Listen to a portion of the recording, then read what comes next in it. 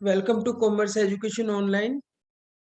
बेटा आज हम टॉपिक करेंगे when the new partner brings in proportionate capital. अब क्वेश्चन में आपको नए पार्टनर की कैपिटल नहीं दी होगी, जैसे अब तक दिया होता है ना कि न्यू पार्टनर इतनी कैपिटल लेके आएगा। तो अब इस टॉपिक में आपको नए पार्टनर की कैपिटल गिवन नहीं होगी। तो उस केस में हमें कैसे नए पार्टनर की कैपिटल निकालनी है, जैसे हिडन गुडविल निकालते थे ना हम, वैसे ही हमें कैपिटल भी निकालनी आनी चाहिए। तो sometime the capital of new partner is not given in the question, he may be required to bring in proportionate capital. उसको ये कहा जाएगा कि जितने पुराने पार्टनर्स की कैपिटल है उसी के अकॉर्डिंगली अपनी कैपिटल लेके आए। In such case, new partner's capital will be calculated on the basis of capital of old partners remaining after all adjustment and revaluation. इस केस में हमें क्या करना होता है कि ओल्ड पार्टनर की कैपिटल निकालनी होती है सारी एडजस्टमेंट करने के बाद और रिवॉल्यूशन का प्रॉफिट डालने के बाद। मतलब रिजर्व भी डाल देंगे, गुडविल रिटर्न ऑफ करनी होगी वो भी कर देंगे, प्रीमियम का उसमें अमाउंट भी डाल देंगे। एट प्रेजेंट सारी एडजस्टमेंट करने के बाद, रिवॉल्यूशन की एडजस्टमेंट करने के बाद गुड ओल्ड पार्टनर्स की कैपिटल अकाउंट का कैरी डाउन निकाल, यानी we need the carry down of old partners capital account after all adjustments. Suppose करो ए और बी दो पार्टनर थे, after all adjustment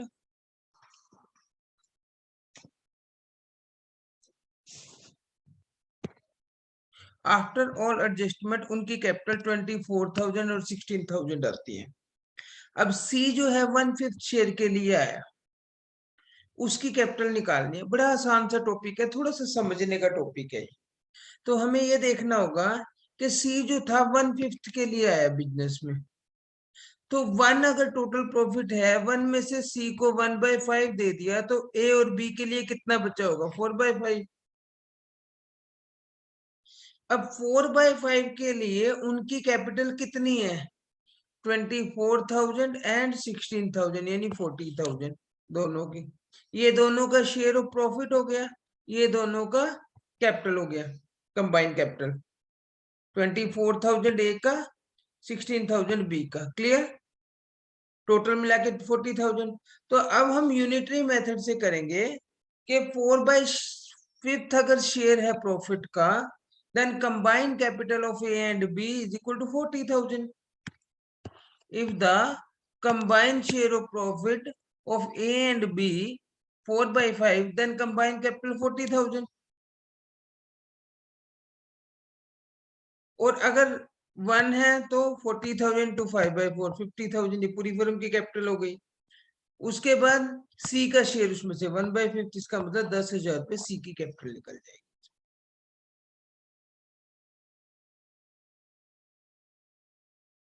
It means C will bring in rupees 10,000 as his capital of as his capital. Clear? मतलब सारी adjustment के बाद carry down करना है। एग्जाम्पल नंबर 67 रीड करेंगे।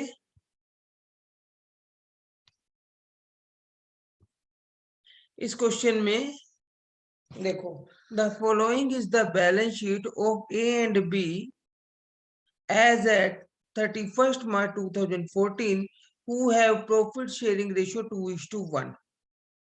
बैलेंस शीट में डेटर्स गिवन है, stock, building, patents, machinery, bank overdraft, reserve fund, creditors, capital A and B, total मिल गया बैलेंस शीट का। अब हमें कुछ बातें पता होनी चाहिए कि रिजर्व फंड तो पार्टनर्स में बढ़ जाएगा, अगर कोई गुडविल होती वो रिटर्न ऑफ हो जाती।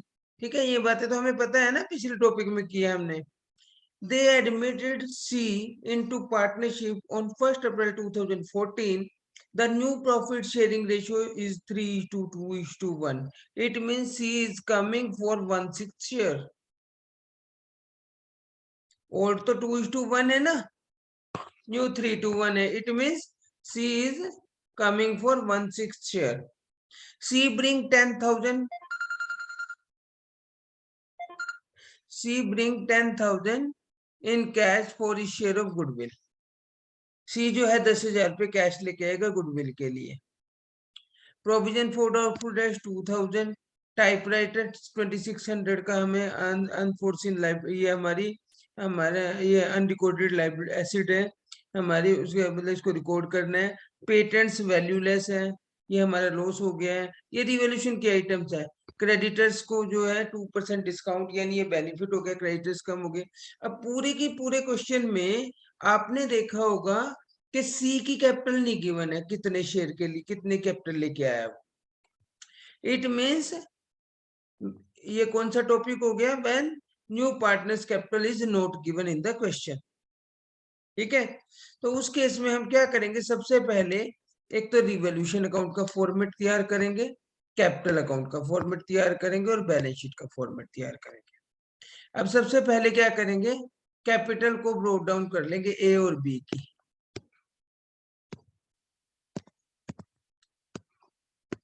40,000 30,000, तो बाय बैलेंस ब्रोक डाउन ए में और बी में कैपिटल ट्रांसफर कर देंगे. उसके बाद रिजर्व फंड है वो डिवाइड कर देंगे, कितना है 12,000, 2:1 की रेशो में, ओल्ड रेशो में. बाय रिजर्व फंड 12,000 डिवाइड कर दिया.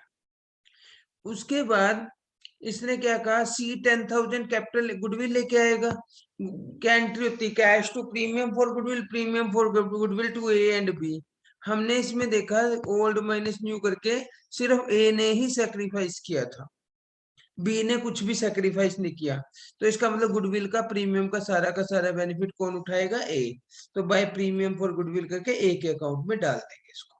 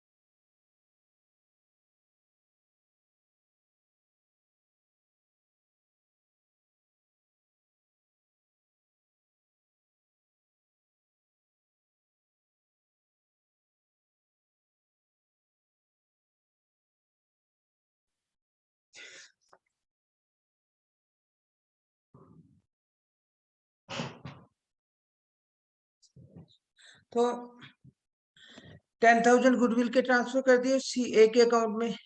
फिर हमने क्या देखा है इसमें, नेक्स्ट एडजस्टमेंट थी, provision for doubtful debts is reduced by 2,000.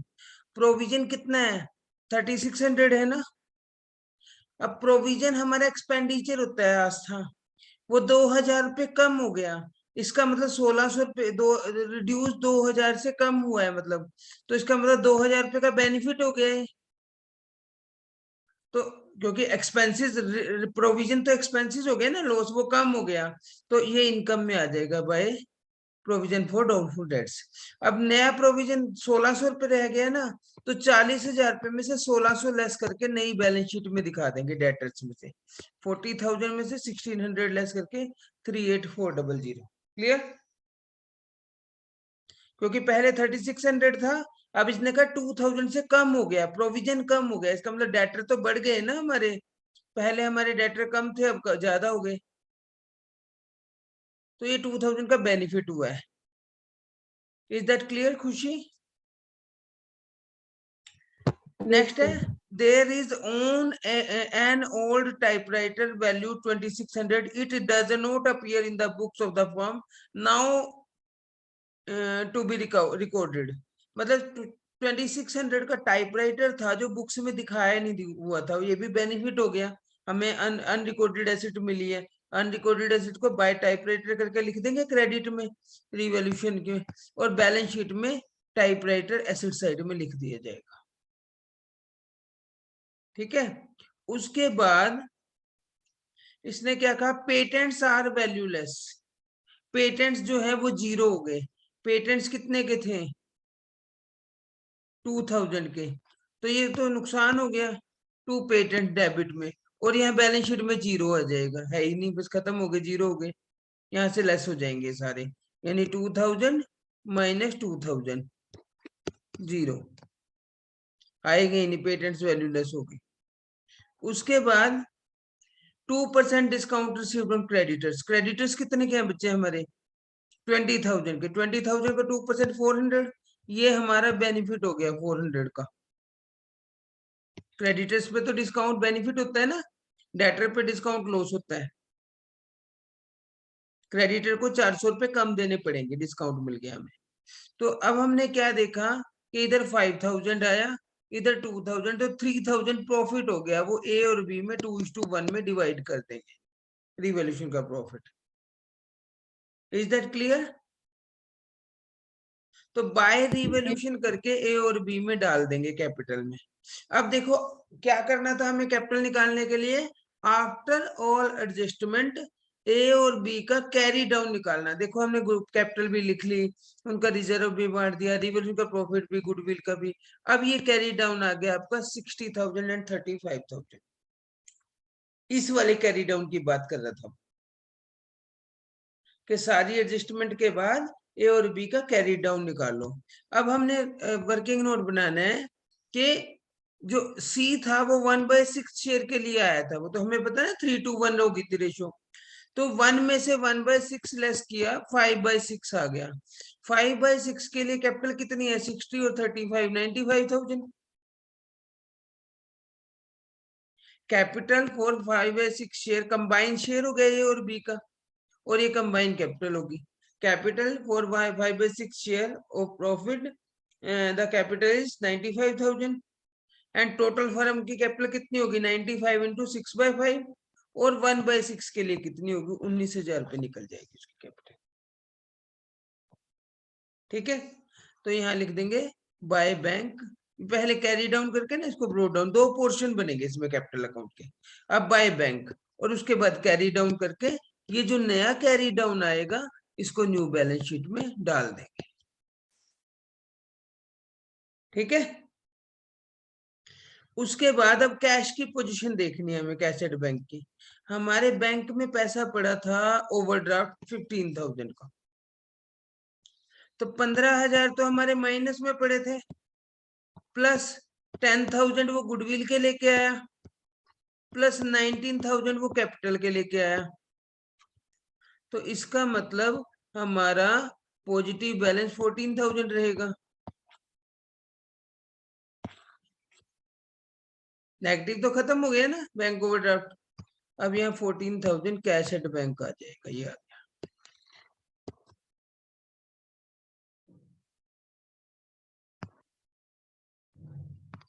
अब हमारा इधर का, ये इधर का टोटल करेंगे, ये भी इतना बराबर आ जाएगा बैलेंस शीट का। क्लियर? जिस आइटम में कोई चेंज नहीं है उसको एज इट इज रख लो, स्टॉक में कोई चेंज नहीं था, बिल्डिंग में कोई चेंज नहीं था, मशीन, उनको कॉपी पेस्ट करके रखना है बस ओपनिंग बैलेंस शीट के लिए। ये क्लियर है बेटा आपको? देखो कैश एट बैंक की कैलकुलेशन की हुई है, amount brought by C for goodwill 10,000, amount brought by C for capital 19,000, total 29,000, and already bank overdraft given 15,000. It means 14,000 is the positive balance in bank. It will be transferred to asset side. Clear?